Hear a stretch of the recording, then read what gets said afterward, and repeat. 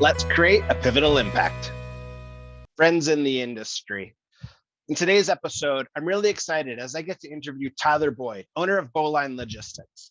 So you see, I'm a really big fan of just different industry leaders that are doing it right, that have a really humble approach, which is why I'm really excited for my conversation with Tyler today, as his humble approach and he's leading a successful business is a testament to honestly what's possible. So with a people first approach, Tyler and his team have helped grow Bowline Logistics to a super impactful carrier. The highlight of our conversation is when Tyler talks about his approach in valuing people, which has helped retain a majority of his staff, including professional drivers. So I encourage you to connect with Tyler on LinkedIn directly or visit his website, bowlinelogistics.com, to learn more about their business, but also to do business together. If this is the first time you've ever checked out a Truck Focus podcast, I welcome you to the community and to all of our dedicated listeners. I just wanted to thank you again for your investment of time. Make sure you like this episode, share it out, and make sure also to subscribe to our channel. I look forward to the impact this interview is going to have. Let's get to it. Tyler, welcome to the Truck Focus podcast. Really excited for a couple things for our conversation today. First off, when we were chatting before I hit the record button, you really solidified my hope of who you are as a leader. And I admire people that lead with empathy, and you're humble. You have a growing team. You've obviously had challenges throughout the pandemic, but again, it's really nice to see the good guys winning. So really excited to talk today about you as a person, obviously, and as well as about Bowline Logistics, your growth, and just, really good stuff. So welcome to the podcast. Well, thank you for having me, Josh. I appreciate you being patient here while the schedule opened up here. This is a good time of year to sit down and actually do something you can focus on. Totally. Yeah, no, I get it for sure. And it's just great to see. So why don't you kind of start us off and highlight who is Tyler and share your experience in the transportation industry thus far? Yeah, sure. Well, so my name's Tyler Boyd, President and CEO of Bowline Logistics, and I just a young guy from Saskatchewan with some ambition and lots of. I feel like my life I've put on a lot of miles. I haven't gone that far, but I've sure put on a lot of miles. And I often say about my life, and we don't have time to get into all my trials and tribulations here, but I wouldn't do it again, but I wouldn't do it any different either, because it's just brought some great lessons to me, and ultimately put me where I am today. So I spent a good part of my life. I'm 34, so I've spent a good part of my life, whatever that means to some people, in the construction industry, so excavating, civil construction, and in that industry, often it's regarded trucking is just a necessary evil, and I apologize for saying that, because I realize the industry that I'm in, and I don't think that now, but it wasn't the wonderful part of business, and so it was just always something that we've always had it, but so I was fast forward a couple, to 2015, I did get in this company, in my excavating company, I got into some financial trouble and had a little surprise from the bank, and we worked through that, but it did cause us to obviously shrink down significantly, and really dial in. We just focused on one customer. That customer we still have to this day, and that's our only customer on that side of the business. But we worked our way out of the corner there, and one day I called for a local trucking company with a landau, and just needed them for a day or two of work moving from one yard to another, and they just gave me attitude, like, well, call me back in a couple of weeks and we'll see if we can squeeze you in. And I think that was about 9 a.m. and by noon I was a competitor. I'd bought in a landau trailer and stopped by the local rental place here that had just set up, and give my card, and no joke, I mean, I loaded right then and there. I stopped in to tell him about the trailer, and he's like, "Oh, can you go to Melville? Go out here right away for me." Sure. So, I mean, by one, I was hauling their customers' freight. So it really taught me an amazing lesson of, of looking after your customer and not treating people poorly. Because some people, it's interesting as this business kind of just almost started out of spite or I'm an entrepreneur, right? I saw an opportunity. Clearly, if you can treat people like that, there's an opportunity here. So we just went further and further, and back then going to Winnipeg was a pretty big jaunt for us. And now to fast forward to today, we've got up to 13 axles running from coast to coast, and quite a fleet of trucks, and we're over 20 trucks now. And yeah, it's been quite a journey. I can't believe how life has gone for me. It's pretty awesome. Yeah, that's amazing, man. That's a huge, those listening, that's a huge success story. I get dizzy, as I say often, because I just shake my head in agreement, because I remember what it's like needing an excavator moved and being like, well, I can't do it myself, and it's too big for the trailers that we currently have, when I was even landscaping back in the day, and trying to get someone that actually cared about your business. You're right, it was difficult. Yeah. And so good for you. And I'm very familiar with the rentals equipment industry and the panic of customer needs it right now. Who do we got? So your timing was pretty magical at that point too. So it's that's great to see. So again, off camera, we were talking about the excavating, then the trucking. So when did Bowline officially launch as its own company? And can you kind of talk about you mentioned coast to coast, multiple axle, but what type of services does Bowline offer right now? Yeah, so we started, I think it was the fall of Bowline itself. Like we were doing deck work before branded under our gravel company. But 2018, Bowline started. And so we did a lot back in that time. It was mostly LTL. We did primarily LTL between Vancouver, Edmonton, Winnipeg. That was our jam. Really, we didn't, the odd time we'd go to Thunder Bay or whatever, but really Western Canada. And so now we still do a lot of that, a lot of LTL, lots of oversized freight, heavy freight, long, wide, tall, heavy, whatever you want, and anywhere. So we've got trailers that are built for California. They can run that with a trunnion, and we've got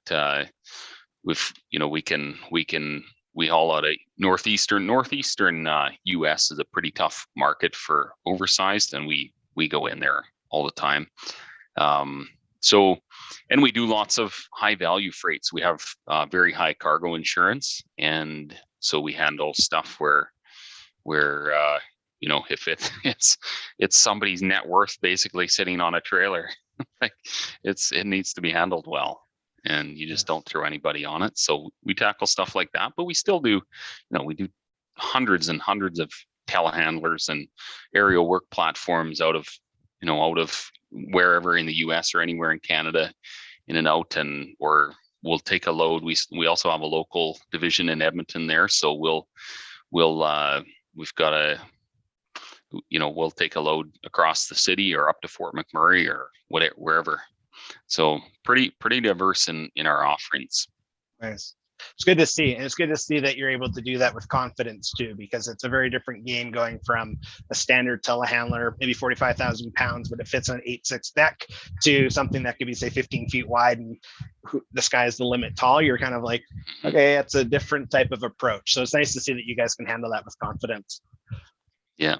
It's been good. Good. Where would people go? Is it the website?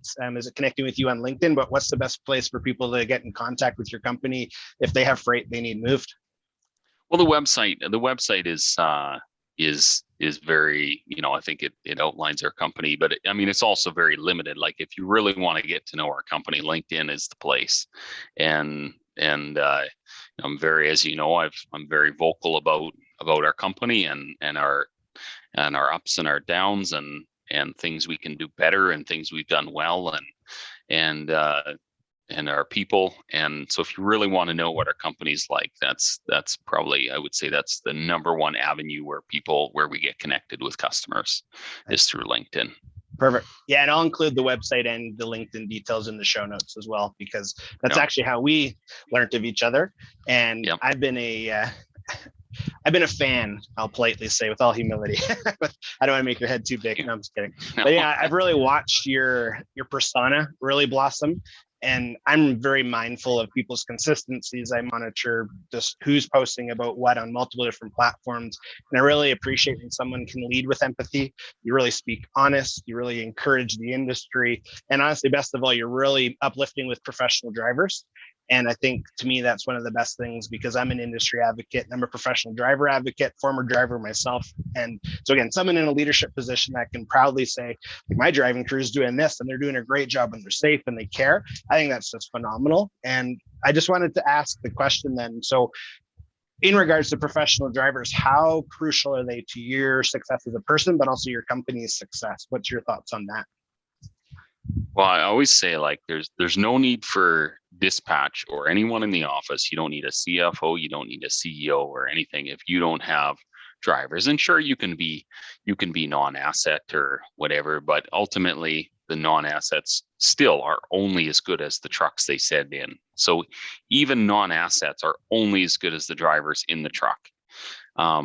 So for us, like, the rest of us can all go home without good quality drivers. But I'm not afraid to tell a driver that there's no need for them without great dispatch. Like, it's totally a team effort. And one is not, that's one thing we don't put up with our company is this. And I know you'll know what I'm talking about, and others in the industry won't, but maybe won't, but it seems like in the majority companies, there's a drivers versus dispatch mentality, right? They just can't wait to throw each other under the bus. And it's such an odd concept. And but it's very, very widespread in the industry. And we don't put up with that here. We don't have any of that. And because it'll divide and conquer, right? If you, and that goes for, you can apply that to your wins or your losses. Like, if you lose, it's because there was division. And so you're either dividing and conquering, or you're getting divided and conquered. Yes, that's a good quote. And I think far too often leaders allow that atmosphere to exist. And I'm a former dispatcher myself as well. I've been very fortunate to wear different hats in the industry. And I know what it's like getting pressure from above, from sales, from drivers, from breakdowns, from customers. And it's like, okay, we got to support each other. And then I also know what it's like from a driving standpoint, where you're like, it's your fault. It's like, no, I'm trying to help the customer here. It just took me 15 minutes longer. Like, so yeah, there's a lot there, but I agree. You got to be together. And it's just nice to see that that's your mindset too. Yeah. No, it's been good. It's been amazing to see, the turnaround or the driver shift, like with culture, just to because we weren't always a company that you wanted to work for. I'll admit that. And we used to seats turned over very quickly. So for us to turn that, take that turnover rate and basically get rid of it, and that's been a huge point of our success is capping that turnover, or really ultimately getting rid of the turnover rate, finding a way to make it work for everyone. Nice. That's good. How many professional drivers are currently on as employee or owner operator, and are you currently hiring? Yeah, so we're running about 22 in Bowline. Of course, I have my gravel company as well, and we run about 40 to 50 people in that.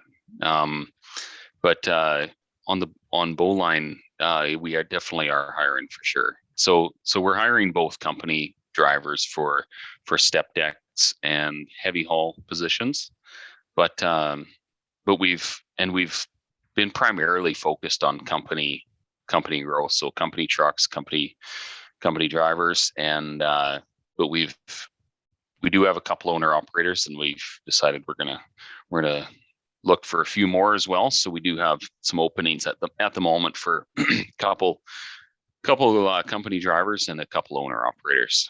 Nice. Nice. No, and it's encouraging too, especially through a pandemic, through just there's there's challenges everywhere you look, which is great because there's opportunity for solution. And you kind of have I guess, without giving away competitive secrets, a 1 or 2 point, I guess, encouragement to industry. What's allowed you to grow throughout the pandemic to a point where you're still buying iron, which is awesome. You're still hiring drivers and owner operators, which is awesome. But what would you say would help credit that, especially through the pandemic, which just adds a different layer of challenges? Well, I think it's a tough business. I mean, you could argue this with any business. Like any business is tough if you do it the way it's always been done, or and that's probably a big advantage I personally had is I came into this with little experience, right? I mean, it was just trucking was a necessary evil to our industry, and now it's like it's what I do. I mean, that's all I do. And I absolutely just, I mean, as you can probably tell by my passion, like I love it. And so it's been I would say probably the biggest credit to our growth. I mean, at the beginning of the pandemic, like this company, I took over ownership of this company. I did start it, had a partner that went south, and the company nearly went with it. So when I took back over full control of the company at the beginning of the pandemic, I mean, this company was financially, morally, and culturally bankrupt, and it was a bad deal. And so to turn it around and to what it is, really the key has been doing what's right for people. So I've seen people run in the past. In fact, this is how this company used to be ran, is by the spreadsheets. So if the spreadsheet said do this, or if the columns, if the numbers didn't align, or if they did lined up and it pointed toward, okay, this person, we got to deal with this, we got to cut this person loose, or we need someone over here. That was just basically the control of all the decision was what did the numbers say. And so, and I'm not a numbers guy. Like I'm not a spreadsheet. I don't do much for spreadsheets. I can read it if someone gives it to me, but ultimately, like I'm a people person. And so I gravitate toward what I know. And so I've focused on doing what's right for people, what's right for drivers, how I would like to treat my customers, how I'd like to treat the companies that we work with, my suppliers.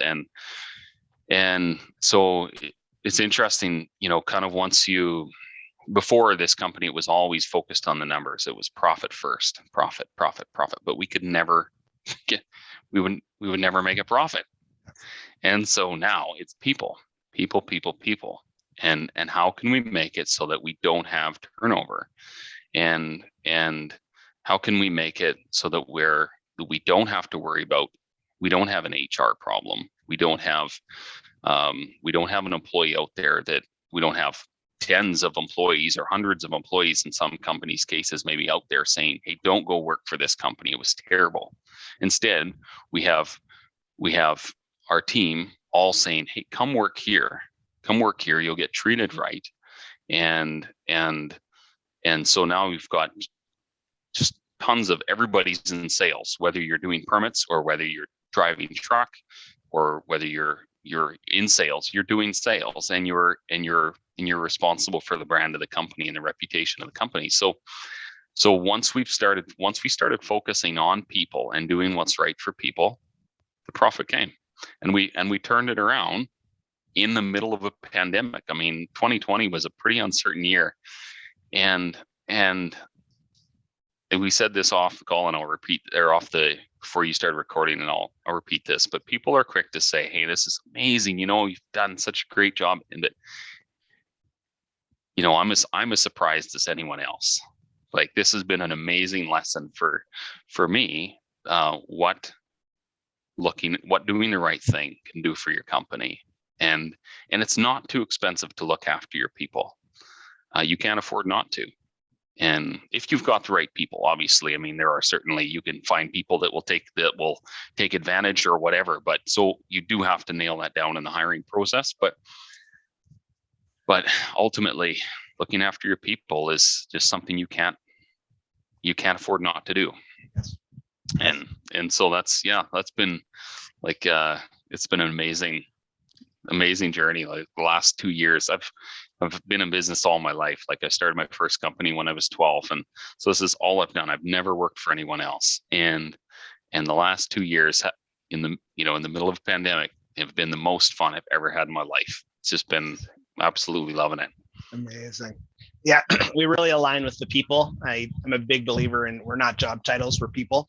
And as people, when you're valued, that's when you can blossom.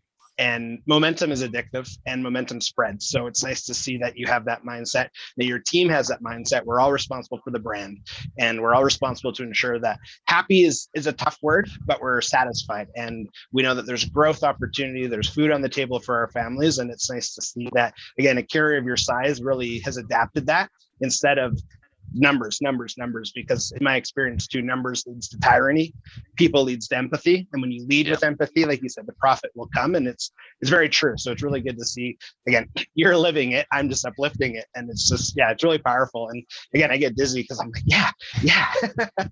I think it's awesome.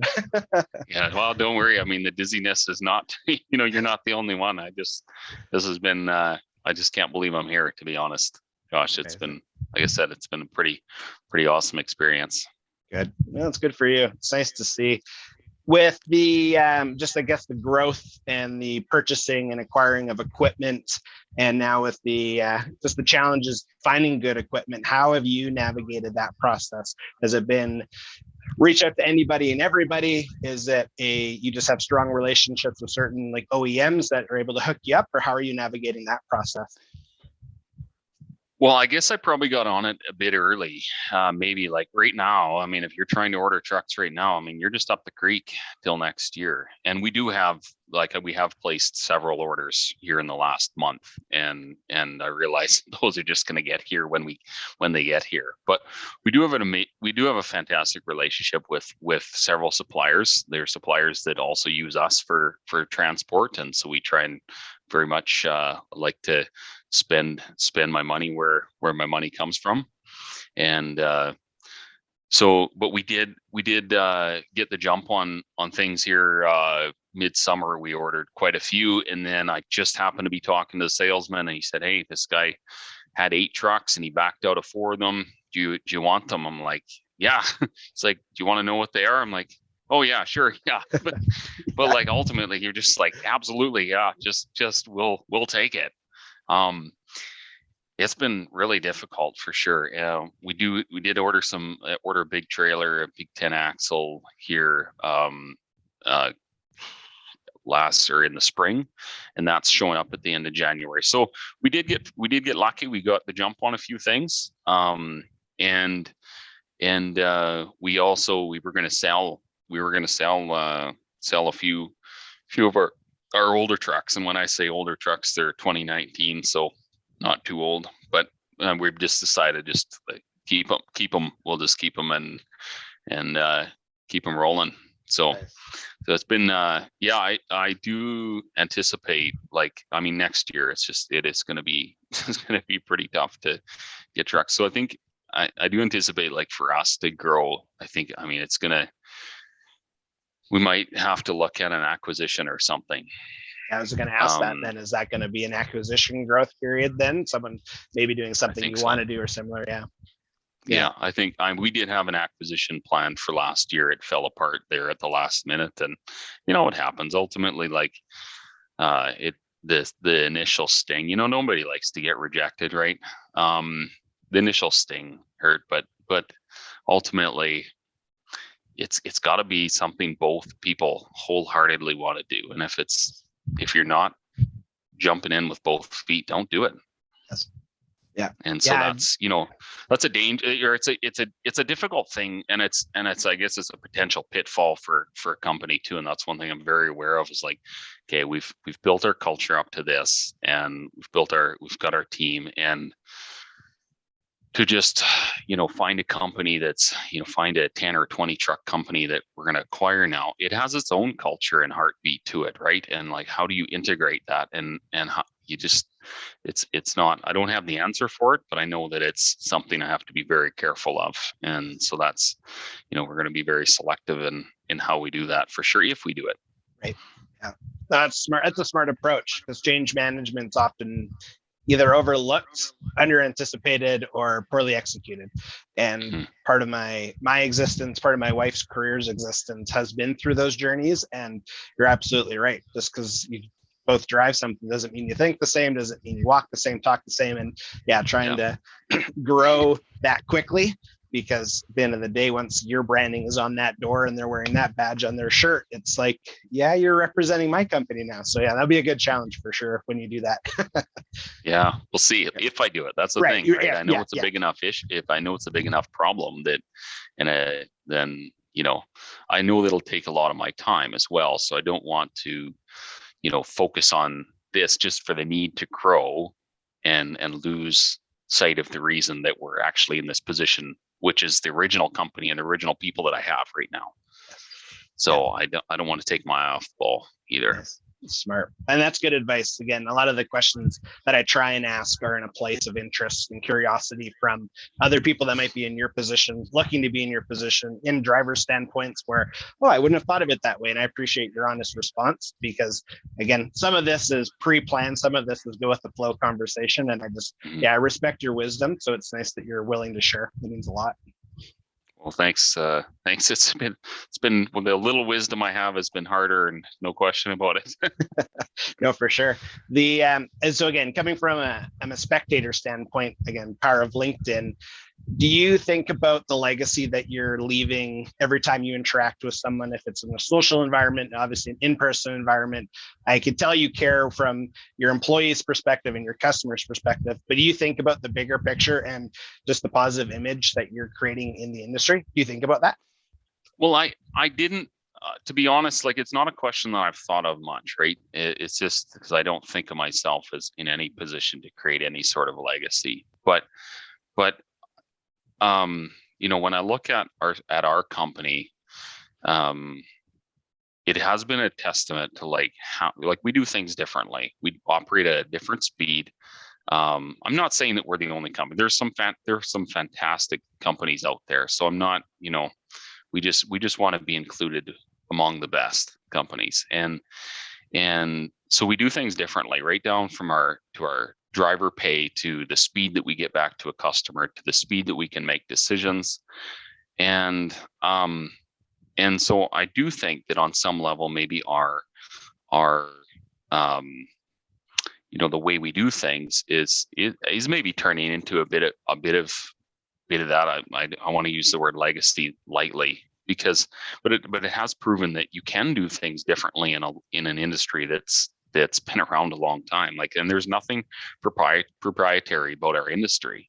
We're hauling freight from point A to point B. And so what are some of the things that we can do differently? And I think treating people right is really the number one thing, because if you can treat your people right, and I don't want to rehash the same thing, but ultimately, like you said, they're wearing your badge, and things just change all the way down the line, right? From when they're in the customer's yard to how their truck looks in a truck stop amongst hundreds of other drivers that are really not feeling the love from their companies, right? How can we stand out? So that's it's working. So now the question will be, how can we maintain that and scale? Yes. And like I said, I don't have the answer for that, but I just know that if we're going to scale up, we have to maintain that. It cannot be at the cost of what we've built. Yes.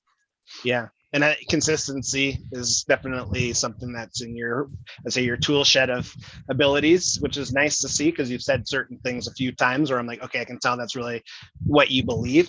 And I've been in environments where a professional driver will back into a dock and you can tell who's a professional driver. I love classifying any driver as a professional driver if they earn that title, because there's some drivers that you can tell they're not, and I don't speak to them, that's fine. But the professionals that have a clean truck, or they're smiling and they're proactive with the customer instead of your problem, those go a long way. And I think that's an ingrained culture in the company, because they know, hey, I can call up Tyler and say, hey, I got to face this, and there's an actual help solution right there. It's not, no, that's your problem. Because if it's their problem, it's not the customer's problem. So those are really attractive things in industry that I think are often missed. People are too busy, they don't care, whatever their excuse is. So the fact that you're doing those really, really well, and your team is, obviously, I think that will really just, it speaks volumes. And I use the word legacy in two ways. So one, obviously, when we're gone, what are we remembered for? But also like thinking of it as, I enter a room in person or virtually, I leave, how did I impact those people? And your drivers are impacting our industry, your customers, but even just general society, just by having a clean truck. Because I have an 11-year-old that's a trucking junkie who, he'll be like, Dad, look, Dad, look, Dad, look. And anytime there's a nice rig out there. So those are the impacts that, again, it's not a morbid question, obviously, but it's something where you're installing that in your people. And I think that's just phenomenal. Yeah.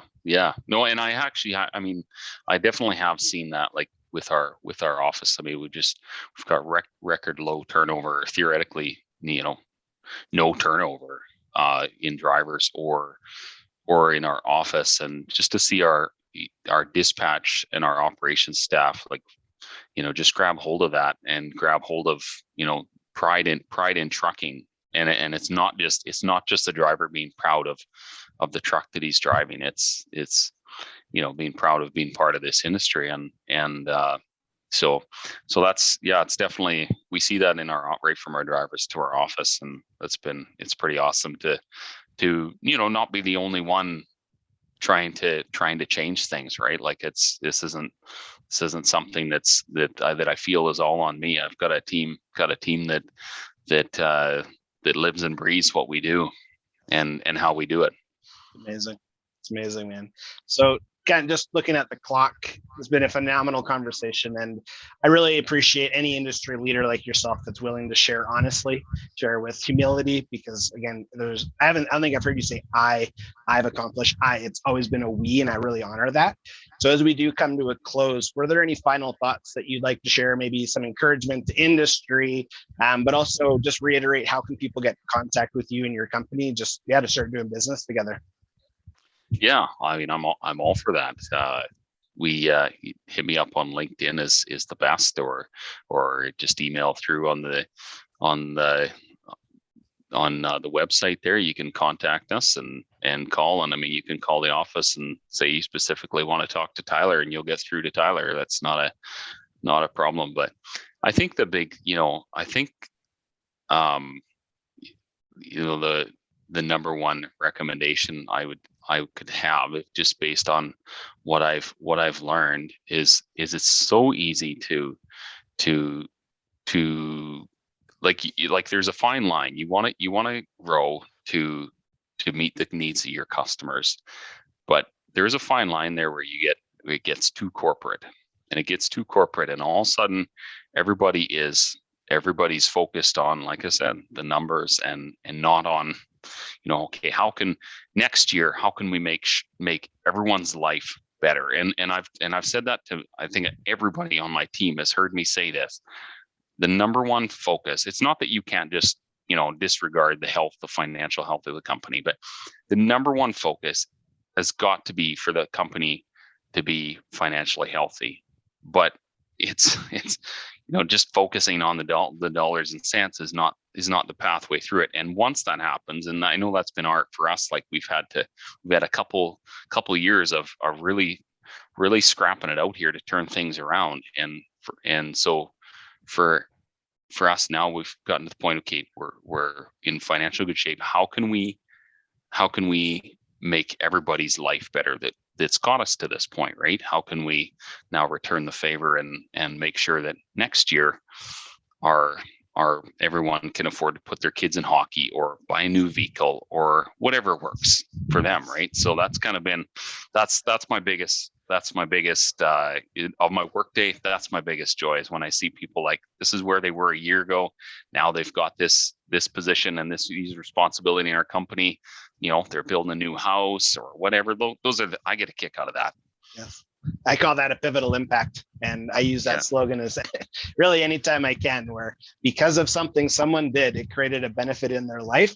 That's a pivotal impact. And that's exactly what you're doing, where again, that's a really attractive feature to industry, because again, we all have heard way too many horror stories of the opposite, but knowing that you can plant roots in your company and your family will blossom is, I think, one of the best things that you can offer just to people in general. So I think that's heroic, man. That's really cool.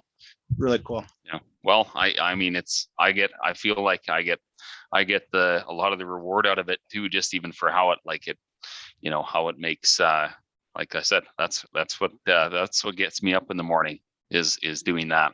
Yes.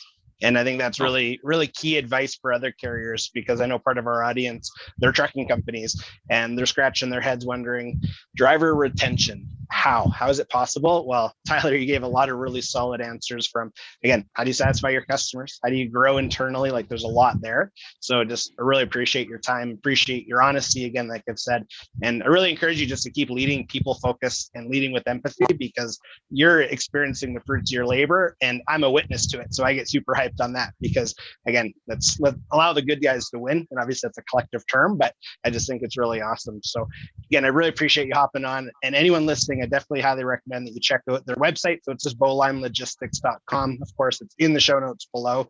And I just highly recommend doing business with Tyler. And obviously this isn't a paid advertisement or nothing like that. I just really respect his mindset. I respect the impact that he's having on the industry, just the fact that they're doing it right. So again, if you're in a position where, hey, I got product that needs to go basically anywhere in North America, it seems, contact Tyler, contact the team, but it's definitely worth your time. So again, Tyler, thank you just so much for hopping on, man. This was awesome. This was a big goal of mine to get you on. So this is really cool. Well, likewise. Well, thank you very much, Josh. I appreciate your time, and thanks for setting this up. Absolutely. Thanks for all you do in the industry as well. I appreciate your, it's easy to have these ideas or these thoughts roll around, but you need somebody to put pen to paper or what you're doing in your format. So thanks for your time on this. Totally. No, I appreciate that very much. And yeah, this was awesome. So thanks again, bye. Have a wonderful day. Thank you. You too. Thanks. Bye. Tyler, man, honestly, thank you so much again for your time today, but also all of the value you shared in our conversation.